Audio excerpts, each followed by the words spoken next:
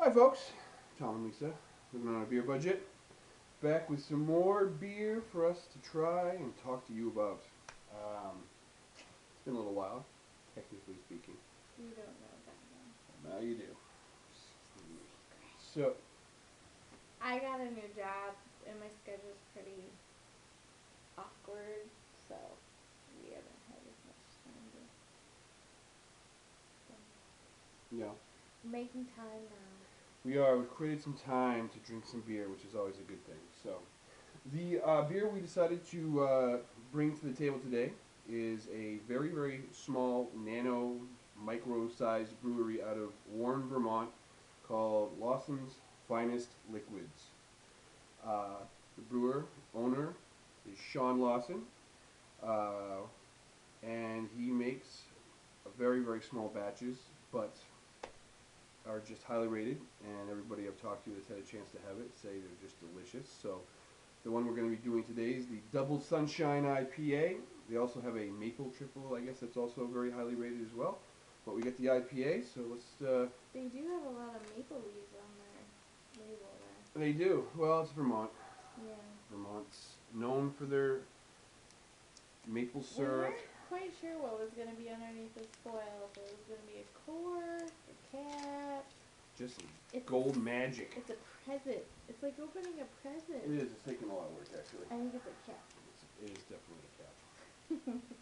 Good for us. Good for us. Yeah, this is going to be hopefully delicious. That's what I've heard. Let's test it on out. See how it is. I don't have high hopes for me liking it, as you've stated a bazillion times. It's not a huge IPA fan. Not a huge IPA fan. There you go. So, Whoa there. Pay attention there, scholar. I didn't know. Yeah. Easily distracting. It's distracting. It's probably one of our dogs eating part of our house. Probably. It's unfortunately true. So yeah, once again, this is what the bottle looks like. It's a very, you know what Lawson, is it Finest Liquid? Yes. Finest liquids. Doesn't it have like a very 1900s, like, medicine. Yeah. I agree. Like even the text and stuff, it kind of has that feel to it. Well, okay, so we're looking at it. Look, yours looks lighter than mine for some reason. Maybe because there's more in it. Probably. Yep. It's a little cloudy. Not as cloudy as some, but definitely a little bit. Definitely a bit of a light orange hue. Decent head on it. It's definitely rumbling up there for sure. The aroma is great. Just put in, it's like a lot of grapefruit, which I'm a huge fan of. Very, very, very grapefruit tasting when you drink it. It's Oh. so funny you said that right when I took a sip. I'm like, oh, grapefruit. Oh, that is good. It actually is pretty good. I'm That is gonna go on really, record really good. and say it. Yeah. Smells good, refreshing, just wafts of like that citrus, a little bit of resin in there, just a little bit, but just grapefruit all over this. I don't think I'm gonna like it too much if it gets warm. I'm gonna have to drink mine fast, but it's Oh, very tasty for sure. it is really good. And, you know, a lot of stuff like this has happened around the country now. We get these small batches. Friend of ours, we able to trade for some of this. You know, it's something that I've definitely started talking to people. If you have a few friends, maybe you've done a little traveling, it is good to just trade a little bit of beer. Not interested in making any money, just interested in trying tons of different style of beer. And, you know, a guy like this is going to be definitely hard to get. Unless, you know, somebody makes a trip to Vermont and passes it along to you. But, you know, understandably, it's a small business and it's great. You know what I mean? And this is some terrific beer. We're really, we would never ever like encourage anybody to buy beer not from the brewer, their distributor directly, but trading. No, that's not true. We wouldn't say go on eBay and buy it. There you go. Right. So, Yeah. but we're really into trading. Are we? We are. Are we? Interesting. We had a spat about trading beer the other day. Interesting. To be fair, it was her beer. Tom was trading my beer without consulting me. But more beer and better beers like this for our vlog will be coming along because of that. But he should consult me. I did. And we sorted it out.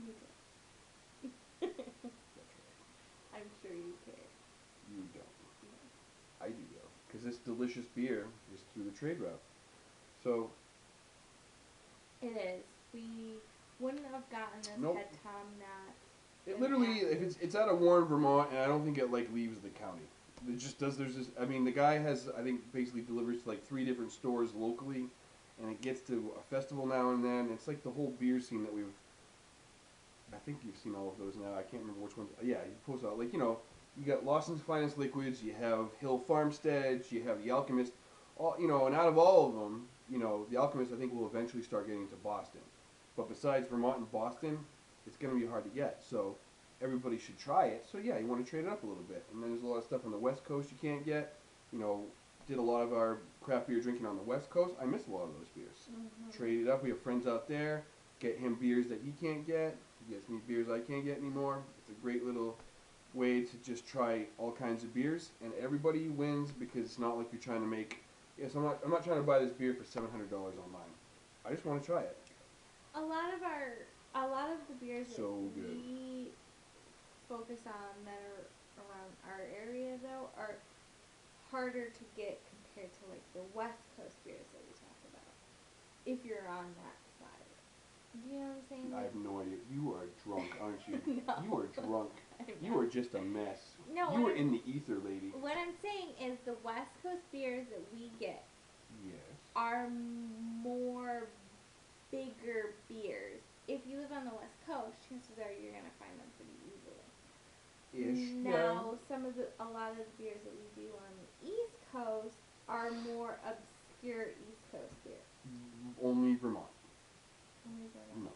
No. Pretty much the 3 beers that I've talked to you about are the ones that have been under the gun recently in the sense of how popular they've been and how hard they're to get. And if they're the Vermont beers, like I said, the Heady Toppers, the Hill Farmstead, the Lawson's Finest Vermont Liquids. have like hard like export laws? No, it's just that those guys are so small, they just can't get it.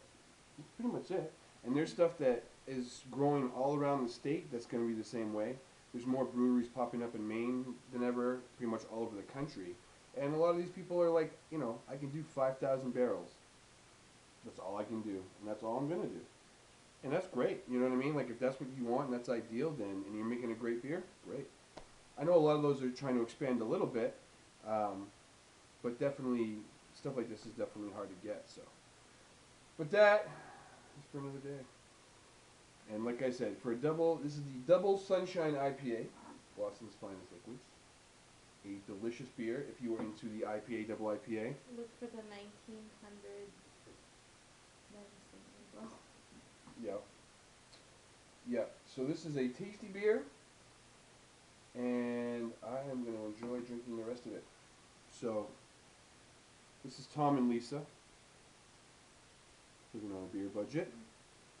If you have a chance to, and like I said, if you can try to start the trading somebody somewhere, and you can get a hold of this, Maybe it'd be delicious. Send us a message on the blog. Yeah, oh yeah. We are always open to trades if you got some stuff. We're in relationships. Yeah.